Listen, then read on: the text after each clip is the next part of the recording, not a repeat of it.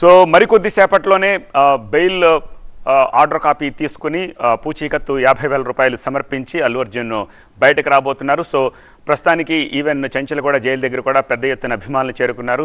So అభిమానుల్ని control చేసేందుకు even forces కూడా పెద్ద మొత్తంలో మనం ఇప్పటి వరకు లైవ్ చూసాము, ఒక 2 ప్లాటూన్ల ఫోర్సెస్ అక్కడికి చేరుకున్నారు. అక్కడ కంట్రోల్ చేస్తున్నారు, పబ్లిక్ని ఫ్యాన్స్ని కూడా కంట్రోల్ చేస్తున్న పరిస్థితి కనిపిస్తోంది.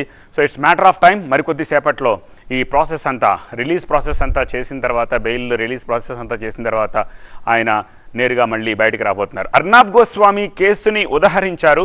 సో ఆ కేసుని బేస్ చేసుకుని క్వాష్ పిటిషన్ ఉన్నా సరే మధ్యంతర బెయిల్ ఇవ్వచ్చు అని చెప్పేసి కోర్టుకి తెలిపిన నేపథ్యంలో హైకోర్టు దాన్ని కన్సిడర్ చేసింది. సో అలా క్వాష్ పిటిషన్ ముందస్తుగానే, అరెస్ట్ కంటే ముందే జరిగింది కాబట్టి మధ్యంతర బెయిల్ ఇవ్వడానికి కోర్టు అంగీకారం తెలిపింది.